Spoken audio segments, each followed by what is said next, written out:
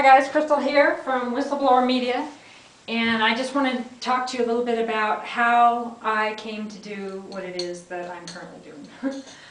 I still am a real estate broker owner, licensed in several states, and I witnessed a lot of injustices to real estate consumers.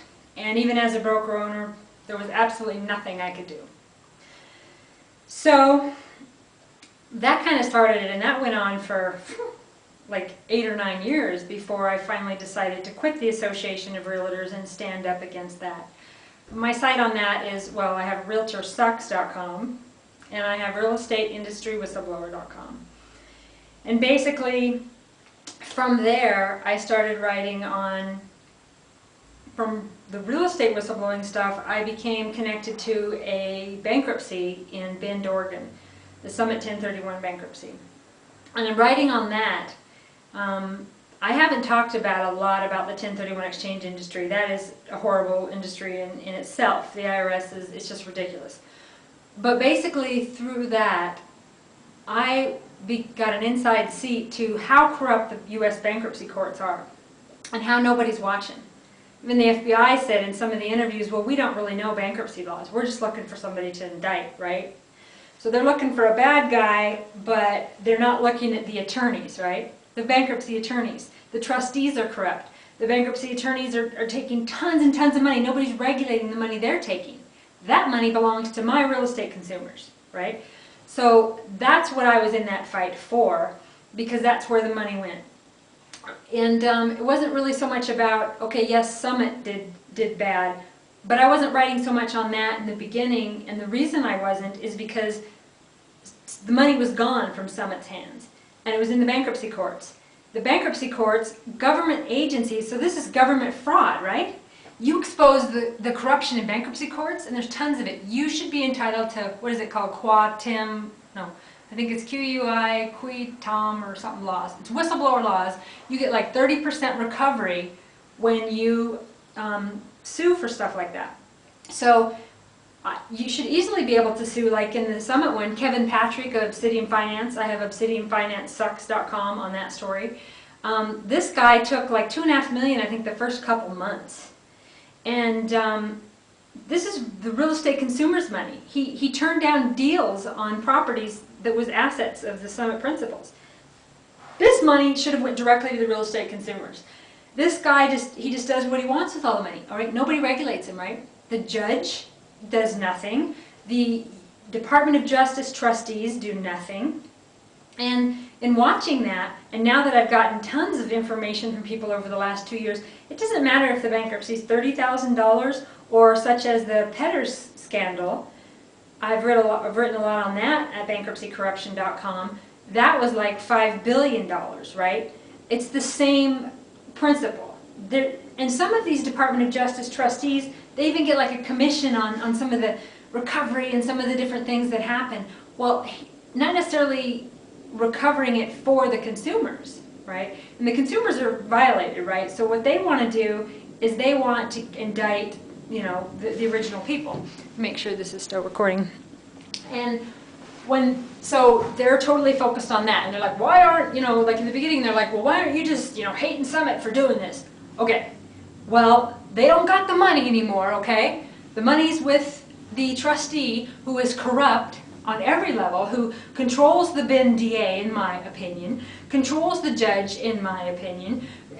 He stole it, right? Someone else was running the show. He comes in and he's like, oh my gosh, there's so much money to be had here. Just takes over the show, right? Now the judge appointed him. The judge took away the original attorney on it and appointed him.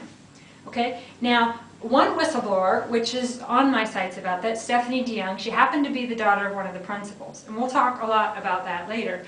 But the thing is her story was incredible. It's regardless of what you think of what Summit did, or wah, or that she's whining, or protecting her dad, or whatever you think, it is an amazing way that she showed the absolute corruption in bankruptcy courts. She had video transcripts from the courts of where the judge appointed Kevin Patrick. Fraud on top of fraud on top of fraud. Now this money that should have went to the real estate consumers, it was all tied up. Yes, it's Summit's fault. Let's hate Summit. Okay, let's look at the left hand. Meanwhile, Kevin Patrick's over here on the right hand, and he's running off with all the money, right? And he's making all these secret deals, in my opinion, on solar tax credits, on setting up all this stuff in Oregon to get himself more and more and more money. And it's not the first time. When you look at some of the stuff on obsidianfinancesucks.com, some of the earlier stuff I wrote, you can see there was timber companies, all kinds of other different companies that he worked with and going in bankruptcies, and he ended up with the assets. He sells the assets, in my opinion, to his cronies and, you know, people that he knows he is a really big deal in Oregon and kind of unstoppable, right? And when you try to complain to the FBI or the Department of Justice, the Department of Justice is in on it, right? In my opinion, Kevin Patrick paid off the Department of Justice, paid off Perkins Coie and Sussman Shank and all of these people to do with this, just so that he could come in and take all of this money and all of these connections, and, you know, meanwhile, just still going for the indictment for the Summit principals, right? And in which some of that, I think, some of them are going to prison. And on top of that, to just keep attacking this whistleblower, right? This Stephanie DeYoung. Attacker, attacker, attacker. He went after her for these videos that she did because she videotaped a public meeting, right? So she wants you, the real estate consumer, to have all the information. So she videotapes all the information. Well, talk about hell. They put her through hell, and some of it you know if you follow the story. But to this day, Kevin Patrick has never, ever let up on her. You know, Tonkentorp, which is Kevin Patrick's attorney, so it's the attorney's attorney, is supposed to be some big-wig intellectual property attorney, right? Never sent me a cease and desist, never asked me what my intention, never emailed me and said, hey, what did you mean about this post? Or when Stephanie was, you know, going through what she was going through, like I said, if you follow some of my blogs, I talked about $100 million secret. Those assholes never asked me one time what I meant by the $100 million secret. Nope. They assumed what it is, they attacked her. When I started writing about Summit, they attacked her. They deposed her in video. That's discriminating, and she should sue them 100%. They didn't depose any of the Summit principals, right? Now those guys are facing prison time. They're getting indictment, they got all this stuff going on, but they deposed her in video? The FBI hadn't even interviewed her in like however many months. It was like almost 2 years or 15 months or whatever. Didn't interview her. She had to initiate her own FBI interview. But this Kevin Patrick, he had himself all in a wad over her because she was telling the truth. She was telling the real estate consumers the truth of what was going on. So he, in my opinion, gets connected with the Ben DA and persecutes her over and over and over. Can't have these videos out there. The bottom line, we cannot have the public knowing what Kevin Patrick does in secret because, oh my God, his cover will be blown. Okay. Very passionate about all that story, but that's kind of what started this. And what was I talking about? Oh, how this started. Yes, well, that's kind of how the whistleblower stuff started, and I will continue that story in the next video. Whistleblowermedia.com. Okay, part 2 of kind of how this started for me in the big arena. This is not about how the Montana corruption stuff started necessarily, but writing on the Montana stuff kind of led to this, but the real estate stuff led to the bigger stuff I write on now. So then through the 1031 exchange bankruptcy, I stumbled over the I View It technology story. Now these folks had this invention, right? Now every cell phone, every video ad, the Google ads that have the videos in them, technology on YouTube, you got television. If they did a cease and desist on the technology that they invented, 90% of television will be shut down, like all video on cell phones, all video on the computer. They invented that about 11 years ago now. They had signed agreements with Time Warner. Check that out at jeffreybukes.com. Also my site on the I View It patent is deniedpatent.com. And now I have several things, such as CEO Paul Otellini.com, which is the CEO of Intel. I have several sites on the technology companies and what they did. Bruce Sewell, SEWELL.com, he was the general counsel at Intel, and now he's at Apple. So they all knew about this technology that they stole. There'd even been attempted, there was a car bombing on the inventor's car. That wasn't investigated. Yet, I'm a security risk, right? I go to California for my birthday and I'm held out separate and told I'm a security risk. I'm a security risk because I blog, but they didn't even investigate a car bombing in Florida. The inventor's car was bombed. Oh, the file was lost. The FBI file's missing. So I end up now writing a lot on corruption in the Florida courts. So people send me information on the Supreme Court in Florida, on different attorneys in Florida. It's kind of led to a whole bunch of stuff through writing about I View It. And the inventors, basically, the story is just huge, but their attorneys basically stole the patent. Prosecutor Rose at prosecutorsucks.com, and they basically were kind of in on it in the beginning and used the technology. The investment in the technology is what actually collapsed Enron, because the deal kind of went bad. Now there's over 1,200 documents of proof at iviewit.tv. That's iviewit.tv. My site on it is deniedpatent.com. And you can see what this law firm did to create this huge mess. Now, Prosecutor Rose pays like $11 million a month in rent in New York alone, right? They're a really big deal. They're involved in so many high finance scandals, yet for some reason the SEC, the Department of Justice, nobody's really doing anything. Why? Well, Prosecutor Rose controls everything. I got an email yesterday that they control Boston. Well, they control everything everywhere. They represent some of the biggest companies in the world. They are global, they are massively huge, they are a really, really big deal. The top 2 attorneys that were involved in stealing the I View It patent have conveniently had heart attacks. It's a big deal. And so the I View It technology, sorry I keep doing this, but sometimes it shuts off. The I View It technology is worth $13 trillion. There's a $13 trillion federal RICO lawsuit. federalricolawsuit.com, I have on that. There is SEC complaints. There's, like I said, over 1,200 documents at iviewit.tv.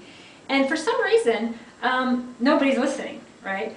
So it'll hit a tipping point because all of the facts are there. But for now, people like Prosecutor Rose control the courts, control the Supreme Court.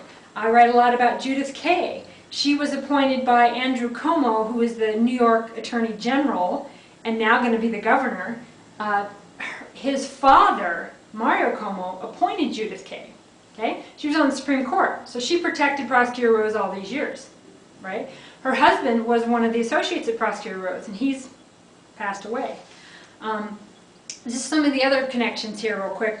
Foley and Lardner. So Foley-Lardner.com is my site on that. And Foley and Lardner, Michael Grady, he was running Foley and Lardner when the patent was stolen. He was also Obama's boss. Obama used to work at Foley and Lardner. The U.S. President's office goes to my sites on this all the time. Nobody does anything. The USPTO, which is the United States Patent Office, they have connections to Foley and Lardner. Plus, they have connections to IBM. I mean, all of these companies are connected. It's mass corruption. But then you have these people that actually invented this technology, and they get nothing from it. $13 trillion, signed agreements a decade ago with Time Warner. Site on that is jeffreybukes.com, and Bukes is spelled B-E-W-K-E-S. And I get on these tangents, don't I? This is basically, I'm telling you kind of an overview of how this stuff started.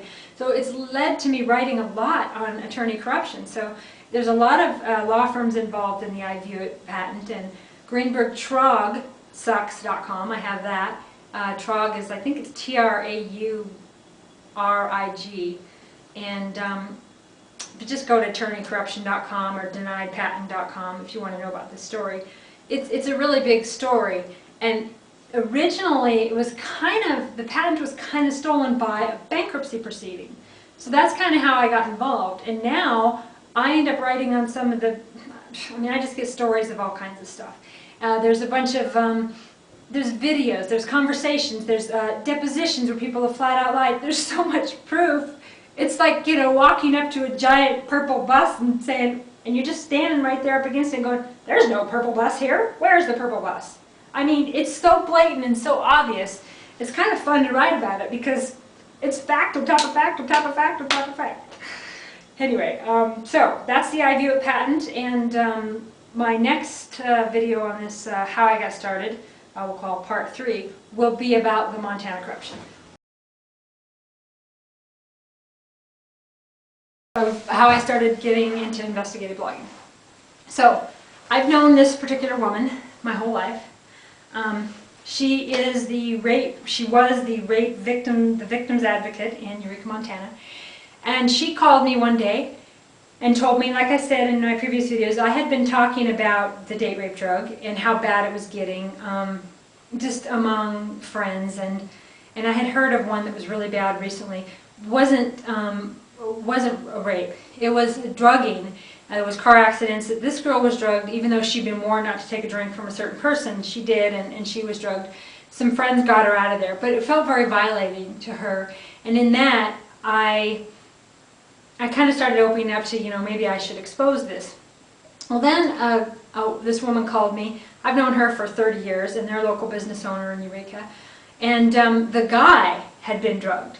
So basically, they were drugging people just to watch them behave however they would behave. The guy had some blood coming out of his ear and ended up sleeping for like a day and a half, which was apparently really unlike him. And so that really upset me because I really love this family. I've known them since I was like 6, and so I decided I was going to write about it. I emailed the owners of the establishment, and that didn't work out so well.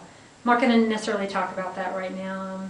Hopefully they're just going to get on with their life. But just so you know, I was always telling the truth. I was never vindictive and sending an attorney to shut me up. All I was trying to do was say, who's drugging these women?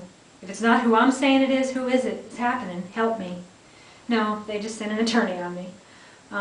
Those folks Googled their name this morning. So I know that it's an issue for you that I still have it on my blogs. I get it.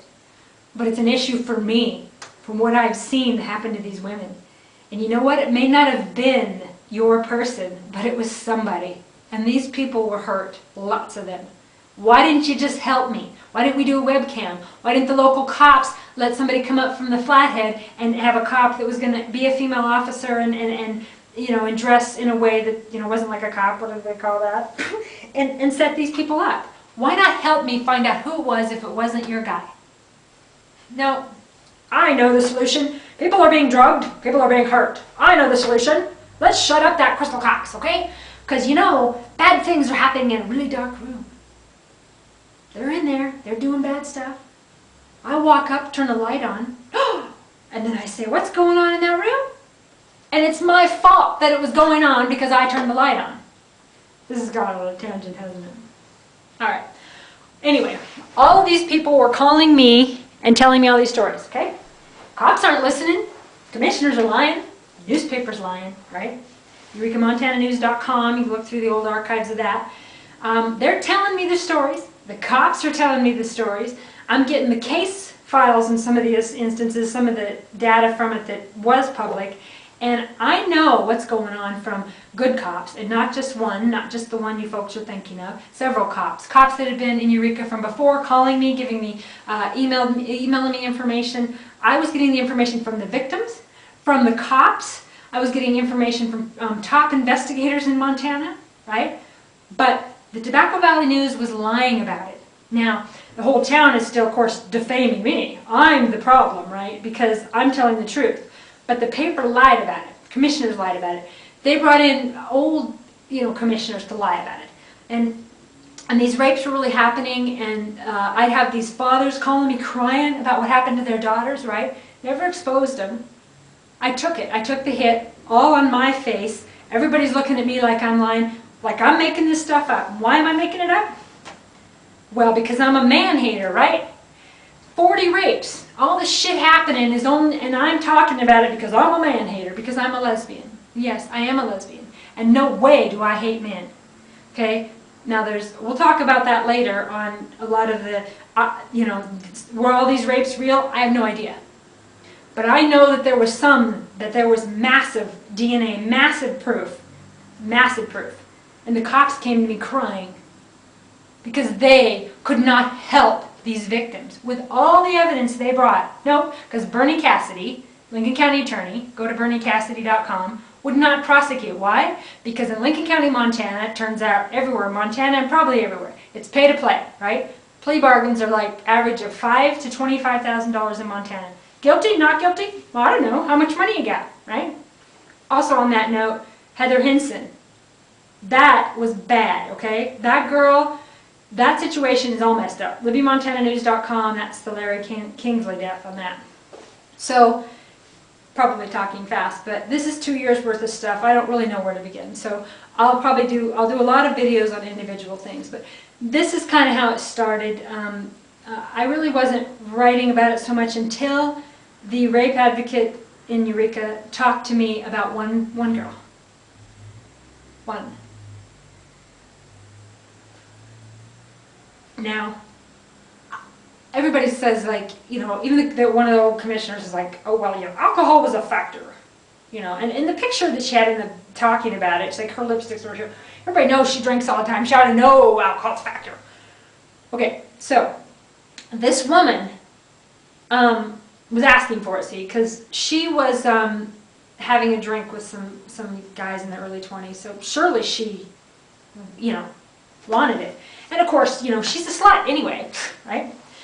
I don't care if a young woman wants to have sex with some guy every 15 minutes, all day long, some different guy, okay? That's her prerogative. That's her body. That's her choice. It does not matter. It's totally irrelevant whether she likes to have lots of sex or not, all right? That's irrelevant. If she's drugged, knocked out, and raped by 3 or 4 guys, she woke up 100 miles on her car. There was vomit in the car. She was dressed in the guy's clothes. She had bite marks, claw marks. She spoke out. The commissioners didn't help. The Lincoln County Sheriff didn't help. The officer that investigated her, you know, that was a joke, the detective out of Libby. And basically, that one hit me hard. Because, see, I just turned 40. And in my, I was still in high school. And I babysat this girl, right, when she was a baby. We're not really friends. I really haven't spoke to her family probably since then. But I held that baby, right? One of the first babies I held, you know. I held that baby. And she'd become a beautiful young woman. And, you know, if she enjoyed the company of men. So, you slam me because I don't. You slam her because she does. Anyway, I felt particularly touched because I knew her as a baby, and I laughed with her, and I read to her, and I made her giggle as a child. And it hit me really hard that not only did this violation happen, but they gave the rapists back their iPods. They gave back evidence and proof. They knew who they were, and they protected them. BernieCassidy.com, RobbieBow.com. Robbie Bow is the new sheriff soon. So what we decided to do, we decided to run a recall. Some good people in Eureka, right? And I'm going to talk about those good people in the next video, but running the recall, right? There it was. We're going to run a recall. Stepped in some mud, bigger, over the top of my head on that one, right? Because Lincoln County, Montana has so much corruption to hide. I mean, we're talking W.R. Grace, right? We're talking $6 million every couple years just for the party of the politicians. Meanwhile, the W.R. Grace victims don't even have portable oxygen tanks. Now, the W.R. Grace story is something I'm going to be talking about a lot, too. There's some of that, LibbyMontanaNews.com. Okay, so it's really big money, right? Drugs in Lincoln County, meth. I mean, some of the people tell me they were making $15,000 every 3 days selling meth. You know, some of these people that are clean now. The money is incredible. So basically, in trying to recall a sheriff based on 40 rapes, right? Because I'm getting the stories. I know who the rapists are. I know everything. They're emailing me and threatening me. They're sending me fucked up, sick pictures. And nothing I can do about it because I'm lying, right? I'm just making this stuff up because I'm a man-hater. I think I went on a tangent.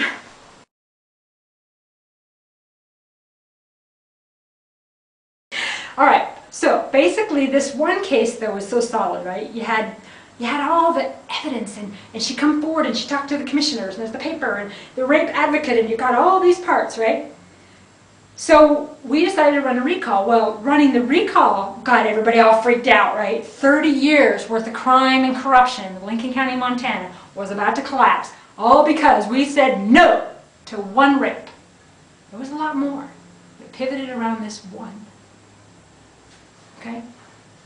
Now, of course, many people called me later. So-and-so woke up in a gravel pit. You know, so-and-so was at the bar, and then all of a sudden they woke up the next day, and, you know, and this happened over and over and over. And then the Tobacco Valley News lied about it. Okay? You're still being lied to about it, and you're still thinking I'm lying. I'm not frickin' lying. Excuse my cussing. So anyway, once we decided to do that, oh my goodness, everybody started coming out of the woodwork to protect the sheriff. Because if the sheriff goes down, right, everybody goes down. And boy, you know, he's been protected for beating his wife, more than one wife. His wife was worked at some pharmacy company and stole things, and then they protected the pharmacist because of things he did. And then, oh man, I only talked about like 3% of the information I was getting, and I was still persecuted for it. You know, go to MontanaCorruption.com. I was defamed. I was set up. I had a legal protective order against me, all because of telling these stories, right? All this information coming to me. Believe me, I could not make this stuff up. The stories that come to me were the sickest of the sick. And you folks are going to hear it all. I'm going to play videos and I'm going to play voices. I'm not going to stand alone anymore. You told me the story, and I'm going to tell you by name to protect myself. I'm tired of it. I just lost a $70,000 commission in Eureka, Montana, because the commissioners, the town council, state representatives, senators, and many other people refused to work with my buyer on a business he's starting in Eureka, Montana, if he worked with me. I've had enough, and I'm not going to stand alone. These are not my stories, they're your stories, and they're true. Okay? Don't blame me, I'm just the messenger. Okay, so once we started running a recall, that's when things got really ugly. Okay? They're like, you can yap, and you can piss and moan, you can talk on your blog about whatever you want, but once a recall is filed, oh my God. Right? Okay, well, so we went to different groups and tried to get support for the recall, right? Oh, everybody's scared. Everybody's scared. The Tobacco Valley News said, oh, this is Eureka, Montana. We're Montanans. They're not scared. Bull. We talked to hundreds and hundreds of people at the Lincoln County Fair, and they were scared. They were scared of being killed. They were scared of losing contracts, scared of economic terrorism, scared of law enforcement harassing them, being set up for the smallest things. And setting up for the smallest things, we're going to talk a whole lot about. By name, by case. Matter of fact, several of us are going to file criminal complaints and lawsuits against every single one of you, listed at MontanaCorruption.com. And you know what? Enough is enough. Okay, just went on another tangent. Why am I doing this now? Because I got another death threat, and I'm not going to go out without you folks knowing my side of everything, because this is what happened. And I'm going to miss a lot of stuff, and I'm going to go back to it. If I can remember where I even was. Anyway, make sure this is still recording. So basically, one of the elements, the recall was really about a dog murder and this rape, right? And this basic premises was, you're getting cases, Bernie Cassidy, Lincoln County, Montana attorney. You're doing nothing about it, right? You're getting bought off, and the judges are bought off, and they're putting cases up in their, you know, BernieCassidy.com is my site on that. He still has denied me a complaint that proves where my death threat came from. To this day, he's denied me that. To this day, he's endangered my life and defamed me. No accountability, no transparency, and none required. Oh, another tangent. Anyway, so the recall was about kind of those things. Well, during that time, we went to several groups to try to get support. They're all too scared, right? Well, this one group, which I was not a part of before that, it was a Ron Paul group. And I never went to the Ron Paul group. People had told me I should, but I'm like, nah, I don't really like Ron Paul.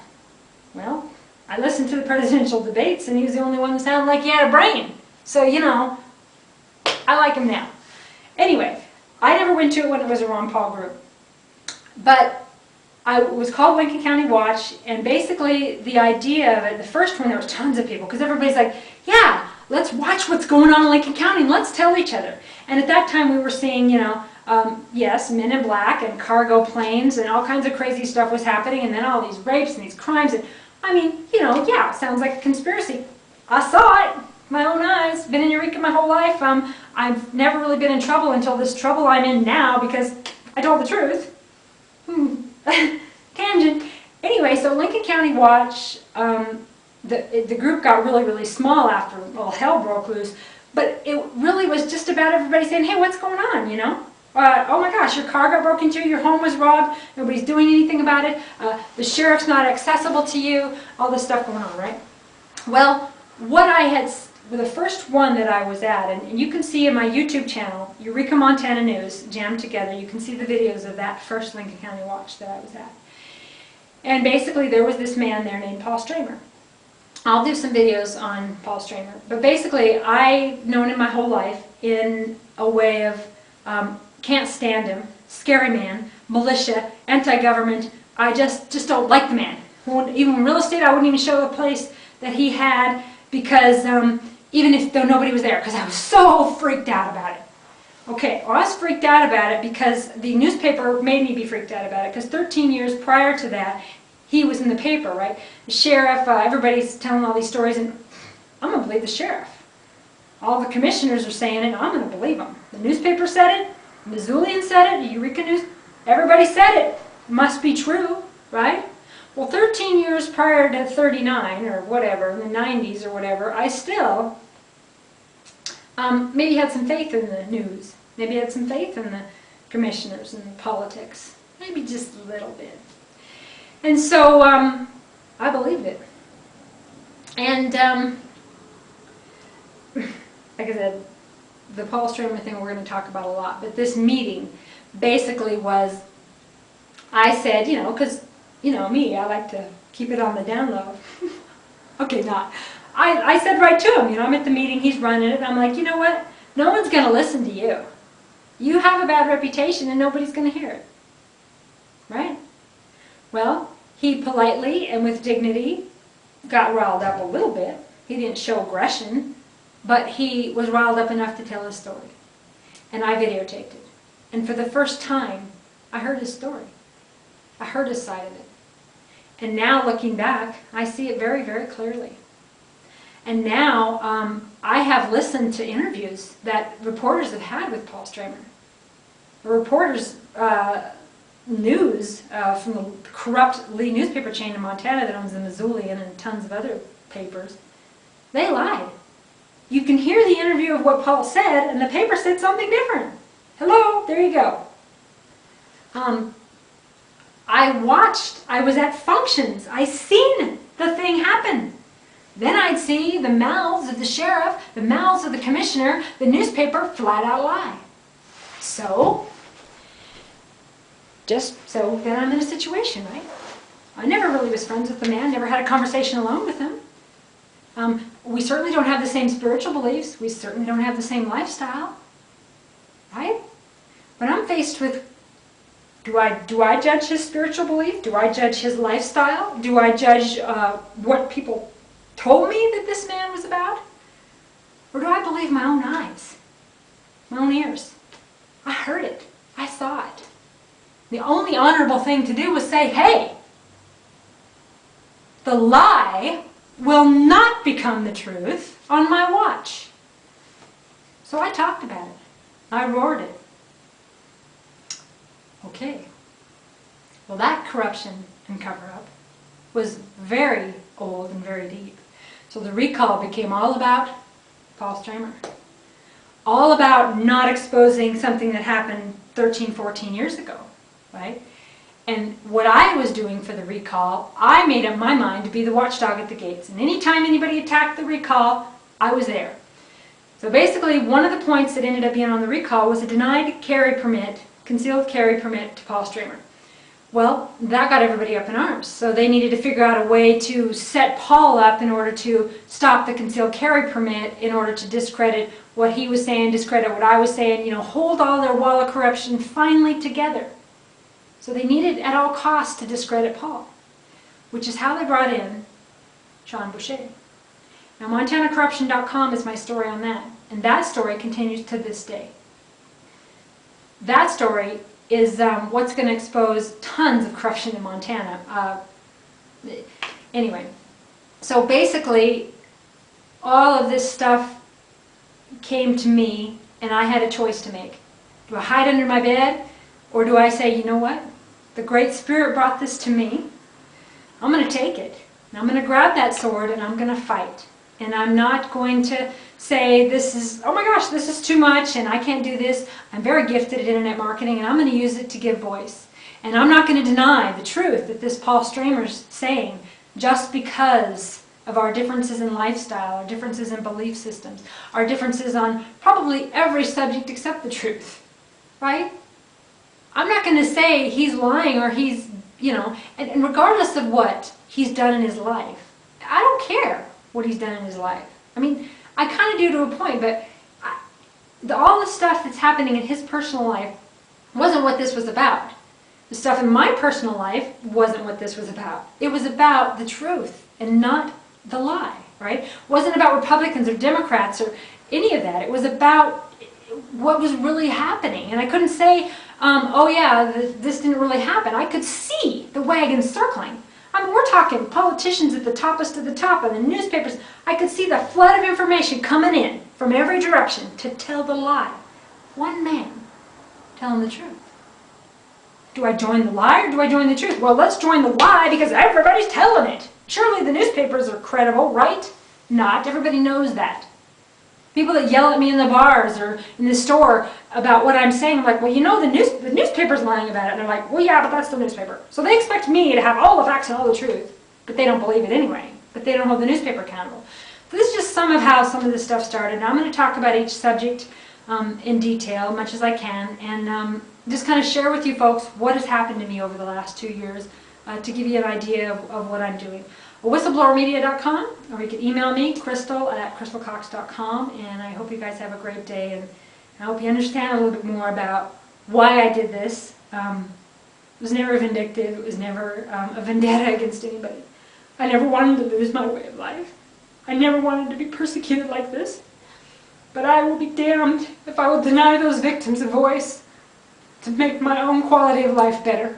I just won't do it. It's not in me. So, whistleblowermedia.com. Have a great day.